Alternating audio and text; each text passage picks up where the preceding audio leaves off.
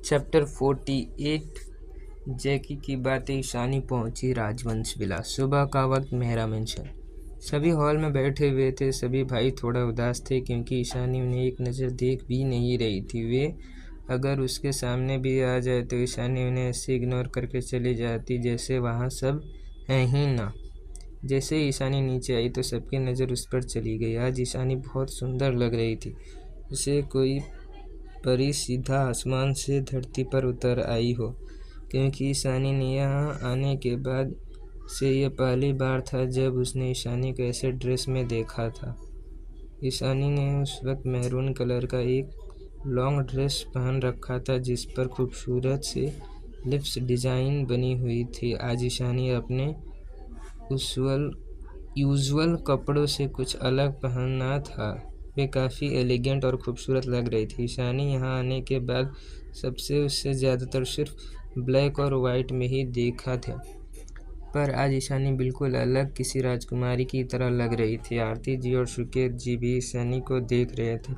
उन्हें उसमें दोनों की झलक नज़र आ रही थी, जो ईशानी की आंखों की ग्रे कलर को छोड़कर बाकी सब फेशियल फीचर आरती जी और सुकेत जी से मिलता था। दोनों की ईशानी को देखकर अपने दिल में एक अजीब सा दर्द महसूस हो रहा था। क्यों उन्होंने पहले अपनी बेटी को नहीं पहनाया, अब तो उन्हें बहुत दूर चली गई है। शायद वे कभी उनके पास वापस लौटेगी। वहीं समीर, दर्शित, रिहान और अयान भी ईशानी को देख रहे थे, जो बिल्कुल उनके मॉम डैड दोनों की मिक्स लग रही थी। सब के मन में ईशानी को अलग गले लगाने का कर रहा था। अपनी प्यारी बहन को माफ़ी मांगना चाहते थे, पर उन्हें पता था इस वक्त ईशानी उन्हें बिल्कुल भी माफ़ नहीं करने वाली। इसके लिए उन सबको बहुत एफर्ट लगाना पड़ेगा। वहीं प्रिया तो गुस्से से आग बबूला हो रही थी, जो ईशानी की खूबसूरती को बर्दाश्त नहीं कर पा रही थी।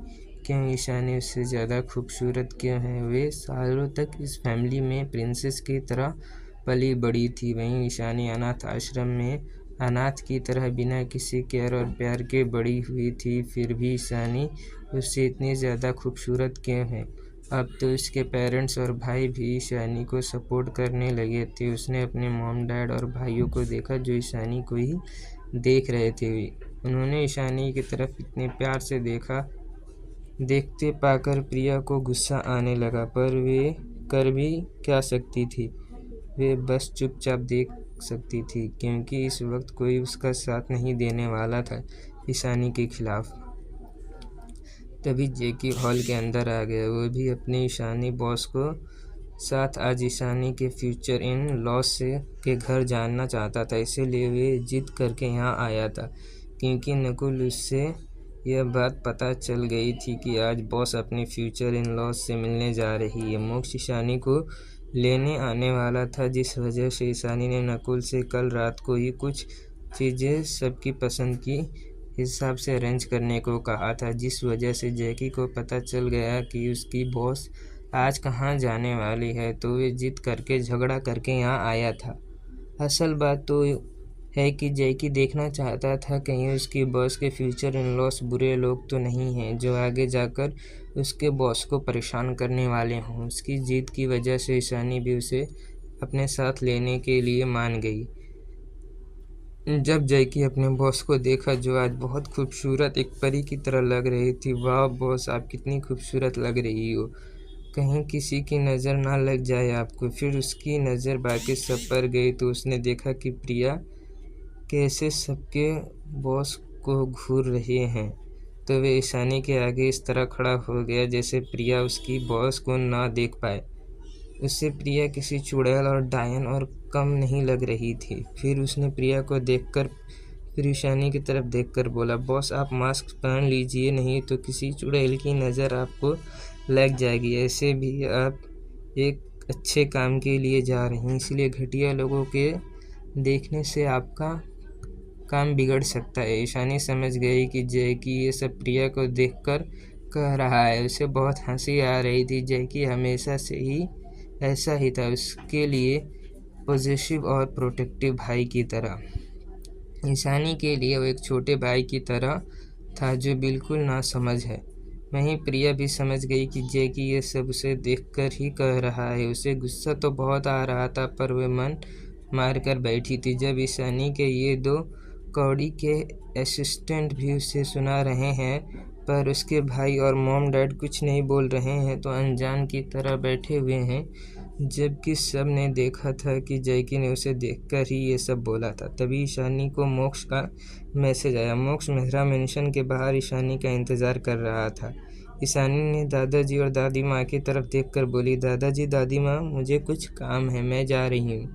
वहीं मोक्ष मेंशन के बाहर अपनी गाड़ी में बैठा कर बेसब्री से ईशानी के आने का इंतज़ार कर रहा था। तभी मेन गेट से उसे ईशानी और उसके पीछे जैकी आते हुए दिखाई दिए। जब ईशानी और जैकी कार के पास पहुंचे तो बॉडीगार्ड ने ईशानी के लिए दरवाज़ा खोल दिया, तो ईशानी अंदर बैठ गई, तो उनकी कार वहां से चली गई। बॉडीगार्ड के कार भी वहां से निकल गया। जैकी भी अपने कार में बैठ गया और उन्हें फॉलो करने लगा। वे तो अपने बॉस के साथ ही जाना चाहता था, पर जा नहीं सकता था। वहीं मोक्ष के कार में मोक्ष ईशानी को एकटक देख रहा था।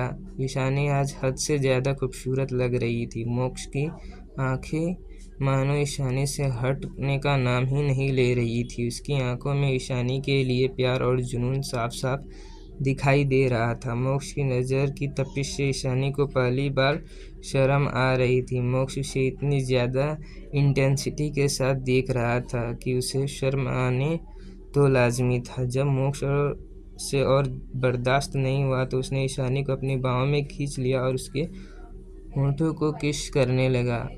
ईशानी के हाथ मोक्ष के बालों में चले गए। दोनों की गर्मी सांस एक दूसरे से टकरा रही थी। कार का माहौल बहुत गर्म हो गया था। ड्राइवर ने पार्टीशन ऑन कर दिया था और एफएम लगा दिया था। वे पिछली बार की तरह इस बार भी अपनी हालत ख़राब नहीं करवाना चाहता था। वहीं ईशानी मोक्ष एक दूसरे में खोए हुए थे।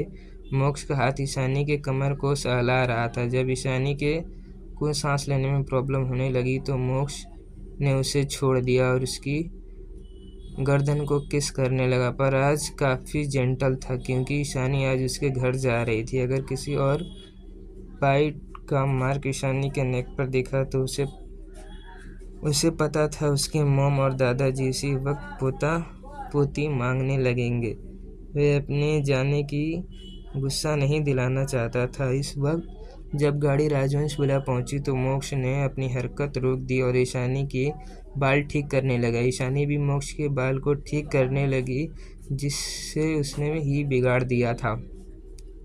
मोक्ष ईशानी को अपने बाल को ठीक करते हुए देख रहा था। इस वक्त उसे अपनी जान पर बहुत प्यार आ रहा था। उसके दिल तो कर रहा था ईशानी को फिर से किस कर ले, पर वह यहाँ कुछ नहीं कर सकता था। वहीं अंदर हॉल में सभी बैठे हुए थे और मोक्ष और ईशानी के आने का बेसब्री से इंतज़ार कर रहे थे। ये नालायक कब से मेरी पोता बहू को लाने के लिए गया है, अब तक ये आया क्यों नहीं? दादी माँ ने रेस्टलेस होते हुए कहा।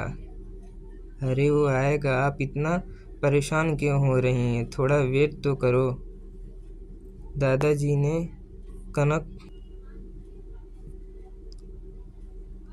कनक जी को समझाते हुए बोला, तो दादी माँ फिर से चुप होकर बैठ गई। तभी कल्पना जी बोली, कहीं ये गधा मेरी बहू को लाने जा रहा हूँ कहकर यहाँ से भाग तो नहीं गया ना? तुम ये कैसी बात कर रही हो कल्पना? मोक्ष को गए हुए 1 घंटा ही तो हुआ है, वो भी आता ही होगा। अखिलेश जी ने हंसते हुए बोला। उन्हें समझ आ रहा था कि उनकी बीवी अपनी बहू से मिलने के लिए कितनी अधीर है। तभी सबको मोक्ष आते हुए दिखाई। उसने ईशानी का हाथ पकड़ रखा था। दोनों साथ में बिल्कुल एक परफेक्ट जोड़ी लग रहे थे। घर वालों ने जब मोक्ष और ईशानी को आते हुए देखा तो सब ईशानी को झट से पहचान गए। उन्होंने नव्या की फ़ोन पर ईशानी की फ़ोटो देखा था। सब अपनी जगह से उठ गए। जैसे ही मोक्ष ईशानी के साथ हॉल में पहुंचा तो रितिका जल्दी से जाकर ईशानी को गले से लगा लिया। ईशानी ने भी स्माइल करके उसके सिर पर हाथ से सहलाया तो नव्या थोड़ी दूर हो गई। तभी कल्पना जी आगे आकर ईशानी को देखकर बोली, मेरी बहू कितनी खूबसूरत है, किसी की नज़र ना लगे। तभी सबकी नज़र ईशानी के हाथों पर गई। उसने 3 बैग्स पकड़ रखे थे और मोक्ष ने भी 2-3 बैग्स पकड़ रखे थे। वहीं और जैकी पीछे खड़ा सबको देख रहा था। देख नहीं, ऐसा कह सकते हैं कि स्कैन कर रहा था। उसने भी 4 बैग्स पकड़ रखा था। मोक्ष ने वहीं सोफे पर बैग्स को रख दिया। फिर भी ईशानी के हाथों में भी बैग्स लेकर सोफे पर रख दिए तो जैकी ने भी अपने पकड़े हुए बैग्स को ही रख दिया। ईशानी ने एक वार्म स्माइल के साथ सबको ग्रीट किया। घर में सब ईशानी को देखकर, उसकी खूबसूरती को देखकर सब दंग थे। कोई इतनी खूबसूरत कैसे हो सकती है। अभी के लिए इतना ही दोस्तों।